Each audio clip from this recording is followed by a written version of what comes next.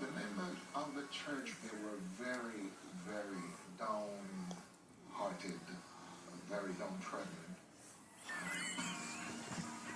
But the pastor's faith is strong. He hopes good will triumph over evil. And police hope that missing person flyers will lead them to Donya. We're asking the community for help.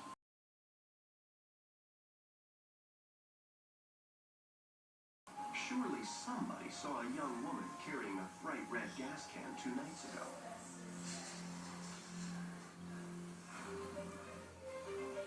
Lucky for detectives, almost 48 hours after Donya's disappearance, they get the break they've been hoping for. 2 witnesses come forward after seeing Donya's picture on a flyer.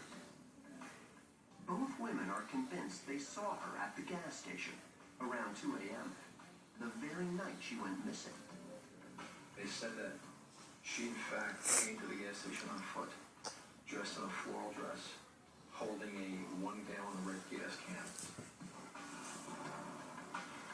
It's rare in an investigation that somebody can come along and tell you, hey, we saw that person that night at the gas station. And that's not all the 2 women saw that night. While they were waiting, they noticed that a church van pulled up behind Donya DaCosta. Most witnesses